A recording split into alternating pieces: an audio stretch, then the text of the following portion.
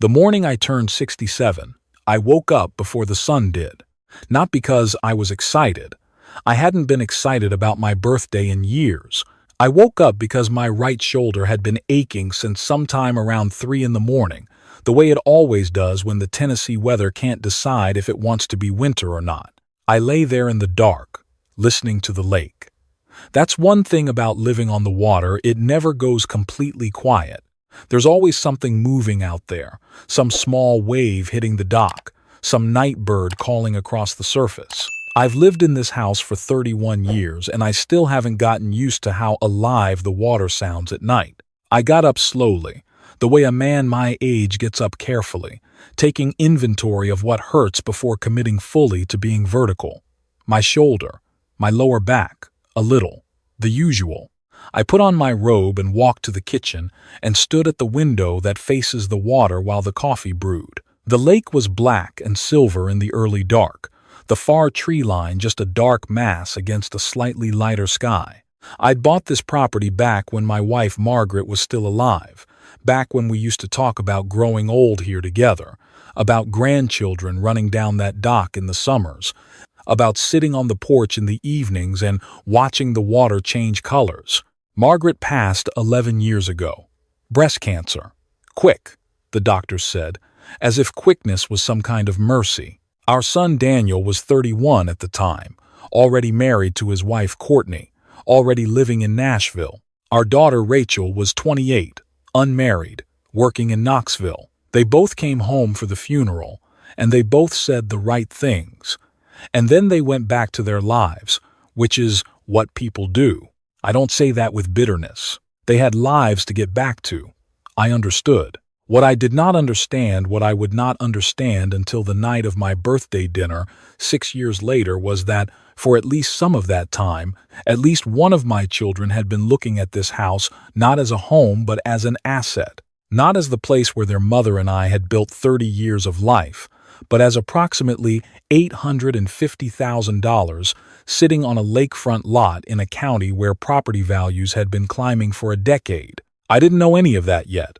That morning, I just stood at the window and drank my coffee and watched the sky go from black to gray to the particular pale gold that comes off the water just before sunrise in October. Then I got dressed and went outside and walked the property the way I do most mornings down to the dock, around the perimeter of the yard, past the old workshop where I still keep my tools even though I haven't taken on a real project in 2 years. The property is just under 3 acres. It wraps around a small inlet on the eastern shore of the lake. There are white oaks along the northern fence line that were already mature when we moved in.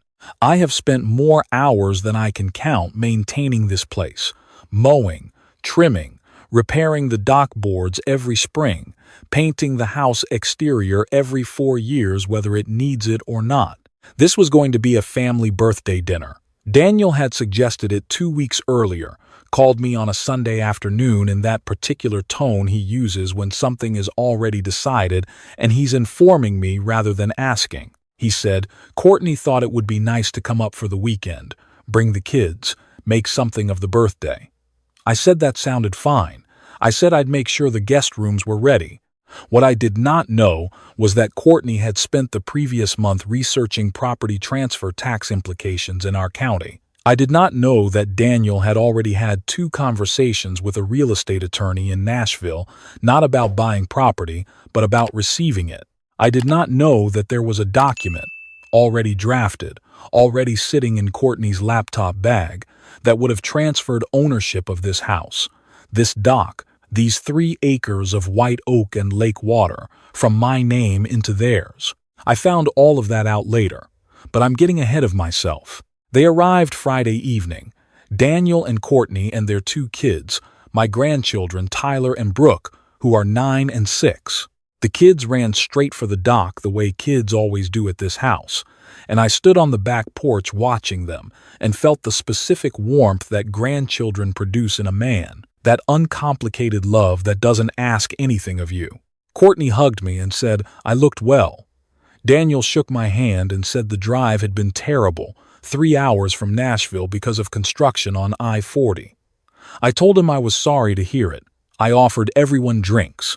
Rachel arrived an hour later with her husband Greg, who is quiet and steady and has always treated my daughter well. Rachel brought a chocolate cake from the bakery I like in town, the one that does the dark chocolate with the espresso frosting. She knows me well enough to know that I'd rather have that than something elaborate.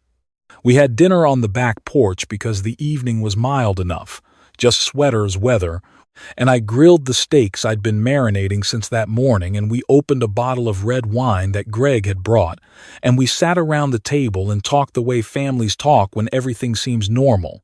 I remember thinking, sitting there with the lake behind me and my grandchildren leaning against each other, half asleep in their chairs, and my daughter laughing at something Greg had said, that this was what I'd wanted, that Margaret would have loved this evening, that for all the years I had spent in this house alone after she died, evenings like this one were why I'd stayed.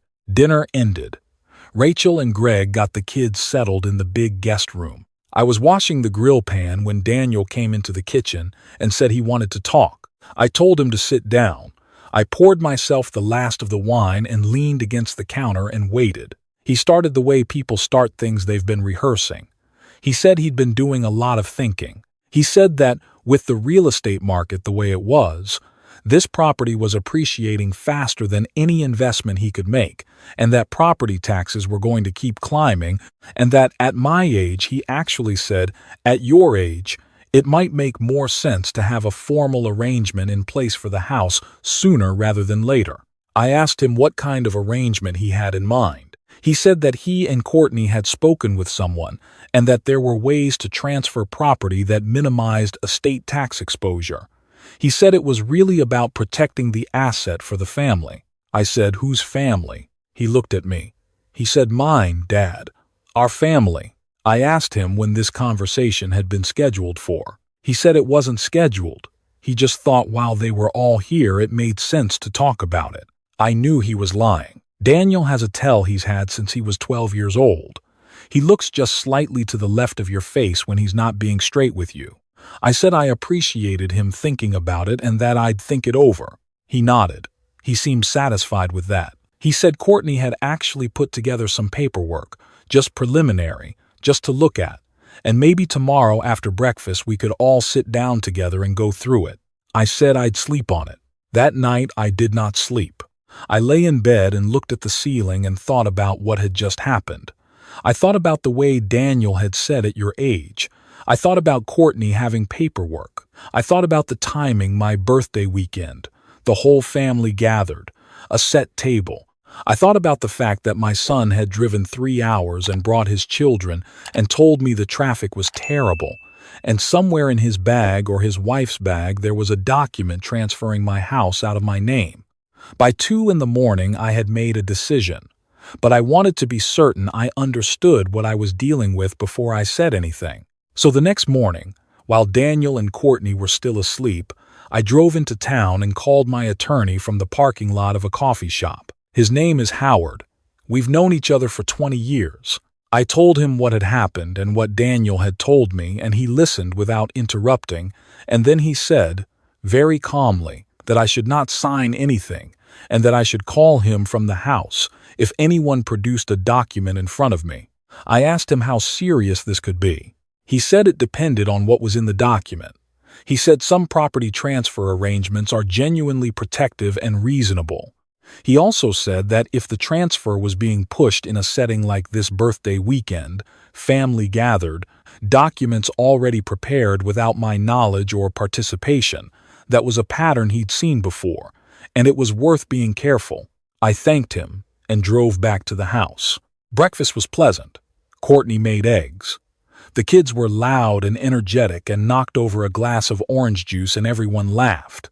I sat at my own kitchen table and watched my family and tried to reconcile the warmth I felt with the cold thing that had settled in my chest the night before. After the kids went outside, after Rachel and Greg had taken their coffee to the porch, Daniel said, "Well, should we look at those papers?" Courtney opened her laptop bag. I said no. Daniel looked at me. I said I wasn't going to look at any papers. I said that if he wanted to have a conversation about estate planning at some point in the future, I was open to that. but that it would happen with my own attorney present, at a time I chose, and not over a birthday breakfast at my own kitchen table with documents I'd had no part in preparing. The temperature in the room changed. That's the only way I can describe it. Something went out of the air. Courtney said they were just trying to protect the property for everyone. I said the property was mine and I would protect it the way I saw fit.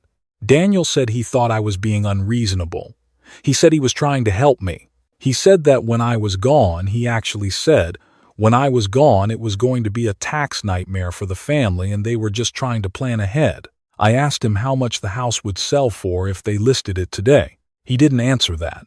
He looked at the table. I said I'd like everyone to enjoy the rest of the weekend. I said I was going to take a walk. I walked the whole perimeter of the property twice. I walked down to the end of the dock and stood there and looked at the water and breathed. Then I came back inside and I was polite and calm for the rest of Saturday, and I grilled chicken for dinner, and we had Rachel's cake, and I blew out whatever candles fit on top, and my grandchildren sang to me, and I smiled and said, "Thank you." Sunday morning, Daniel and Courtney loaded their car early. There was a chill between us that the kids didn't understand but could feel. Tyler kept looking back and forth between me and his father with that wide-eyed alertness children develop in uncomfortable situations. I hugged both grandchildren for a long time. I shook Daniel's hand. Courtney said it was a nice weekend. I said it was. They drove away. Rachel stayed until noon. When it was just the two of us on the porch, she said, "I know something happened on Saturday morning," I told her. She was quiet for a long time. Then she said, "Dad, that is not okay." I said I knew that. She said she had no part in it and wanted me to know that. I said I knew that too. I'd known that from the moment Daniel walked into the kitchen Friday night, because Rachel has never once looked at this house and seen a dollar figure. When she comes here, she takes her shoes off at the door and makes coffee in her mother's old French press and sits at the end of the dock with her feet in the water the same way she did when she was 8 years old. After she left, I sat on the porch for a long time. Then I called Howard. Over the next 3 weeks, Howard and I did several things. We reviewed my will, which had not been updated since Margaret died. We established a revocable living trust that gave me full control of the property for my lifetime, while protecting it from certain probate complications. We also had a direct conversation about what would happen to the house after I was gone, and whether my current intentions still reflected what I actually wanted. The honest answer was that I wasn't sure they did. I had always assumed the house would go to Daniel and Rachel equally. That had seemed obvious, the natural thing. But sitting in Howard's office in October, thinking about what had happened at my birthday, thinking about the 2 conversations Daniel had apparently had with a real estate attorney before he ever said a word to me, I found myself asking a different question. Not who deserves this house, but what should this house become? That was when Howard mentioned something. He said he'd been doing some volunteer legal work for a nonprofit over in Sevier County. He said the organization ran a program for families who had a member in long-term cancer treatment at the university hospital, families who had traveled from out of state, families who were spending weeks or months away from home while someone they loved was being kept alive by machines and medicine, and the particular hope that hospitals manufacture. He said the organization had been looking for a property somewhere peaceful, somewhere near water if possible, that could serve as a temporary residence, a place where those families could stay, free of charge, close enough to the hospital to get there in under an hour, far enough away to breathe. I drove out to meet the director of the program the following week. Her name was Patricia. She was in her late 50s, soft-spoken and direct at the same time, the way people get who spend their careers in the company of grief and need and small acts of keeping going. She showed me photos of the families her organization worked with. A father from rural Georgia who'd been sleeping in his car outside the hospital for 2 weeks while his wife underwent treatment. A grandmother from eastern Kentucky who was trying to care for 3 grandchildren in a Days Inn while her daughter recovered from surgery. A retired school teacher from Alabama who was alone and didn't want to be, and had nowhere to go at the end of each visiting day but a motel room with a coffee maker and a television. I drove home and sat at the kitchen table where 2 months earlier my son had been waiting for me to sign papers, and I looked out at the lake for about an hour. Then I called Howard. I want to tell you what the next 6 months looked like, because I don't want to skip over it. It was not simple. It required permits and inspections and conversations with the county and meetings with contractors. I converted the 2 guest rooms into proper ADA-accessible accommodations. I built a small addition off the back of the house, a common sitting room with large windows that face the lake, because I know what it does to a person to sit and watch water when you are carrying something heavy. I updated the kitchen to handle multiple families. I installed a washer and dryer hookup in the utility room so that people staying here could wash their clothes like human beings instead of paying motel laundry prices. Patricia's organization handles the scheduling and the intake and the support services. I remain in the main bedroom, in my own house. The arrangement is that I share the space with the families who need it. Some weeks there is no one else here and I have the place to myself. Some weeks there are 2 families, 6 or 7 people, children eating cereal at my kitchen table in the mornings, someone's husband standing on the dock at dusk, staring at nothing. I have had conversations on that dock that I will never forget. A man from Mississippi whose wife had brain cancer and who told me he didn't know how to talk to their teenage son about what was coming. A woman from western North Carolina who was caring for her father and who said she hadn't slept more than 4 hours at a stretch in 3 months and that this was the first morning she'd woken up and heard water instead of a hospital corridor. I made her coffee and we sat on the porch and she cried a little and then she said she was sorry and I told her not to be. I am 67 years old and I live on a lake and I spent 30 years here with my wife and I know what this property can hold. I know what it gave to Margaret and me in the years we had it together. It was never going to hold its best purpose as a tax efficiency vehicle for my son's real estate portfolio. That was never what it was for. Daniel called me in December. His voice was careful, like someone walking on ice. He asked how I was doing. I said I was fine. He asked if I'd thought any more about the property conversation. I said I had thought about it quite a bit, actually, and that I'd made some changes. I told him about the trust and the program. I told him what the house had become. There was a long silence. Then he said he hoped I understood that he'd only been trying to look out for the family. I said I understood that's what he believed. He said this wasn't what he'd expected. I said I knew. We ended the call politely. We have spoken a few times since then. The conversations are careful and a little formal, the way conversations become when something important has shifted between 2 people and both of them know it and neither of them is quite sure what to do about it yet. Maybe that changes. I hope it does. Daniel is my son and I love him, and that does not stop being true because of one October weekend. But love doesn't require you to hand over your house. It doesn't require you to pretend that a document in a laptop bag is the same thing as looking out for someone. Rachel came for Thanksgiving. She brought Greg and a sweet potato casserole and a bottle of cider. There was one family staying that weekend, a couple from Indiana. Their adult son was in treatment. They were quiet people, a little overwhelmed by everything. Rachel sat with the wife after dinner and talked to her about something. I don't know what. I just watched them from the kitchen window, 2 women sitting at my porch table in the November cold with their hands around their cups. After the family went to bed, Rachel came and found me in the workshop, where I'd been pretending to organize things. She stood in the doorway and looked around at the old tools and the workbench and the smell of oil and sawdust. She said, "Mom would have loved this, what you've done with the place." I told her I thought so too. She said, "How do you feel?" I thought about the question. I thought about the mornings on the dock, about the conversations I'd had with strangers on that porch, about the woman who said she'd heard water instead of a hospital corridor.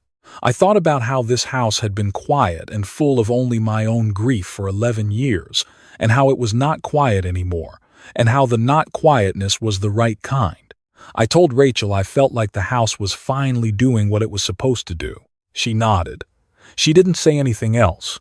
She came and stood beside me at the workbench and picked up an old hand plane and turned it over in her hands the way she used to do when she was small and would follow me in here on Saturday mornings. And we stayed like that for a while, in the good quiet that belongs to people who don't need to fill every silence. I want to say one more thing. For any father or mother reading this who has been in a room where someone handed them papers they didn't ask for, where someone they raised and loved looked at what they had built and saw only what it was worth on the open market, I want to say this clearly. You are allowed to say no. You are allowed to call your own attorney before you sign anything, no matter how the request is framed, no matter how many times the word family is used. You are allowed to decide that the thing you have spent your life building will go to the purpose you choose, at the time you choose, on terms you understand. No one gets to hurry you, not even the people you love. The lake is freezing over at the edges this week, just a thin skim of ice that will probably melt by afternoon. I saw it this morning when I walked the dock with my coffee, a pale white border around the inlet, the center of the water still dark and moving. There is a family coming tomorrow from Georgia, a mother and her daughter. The daughter's husband is in treatment. I have fresh towels in the room, and I made sure the heating works properly and the coffee maker is stocked. I stood at the end of the dock and watched the ice and the water and the first light coming over the tree line, and I felt, clearly and without any need to question it, that I was exactly where I was supposed to be, doing exactly what I was supposed to be doing. That is not a small thing. At 67, after everything, that is not a small thing at all.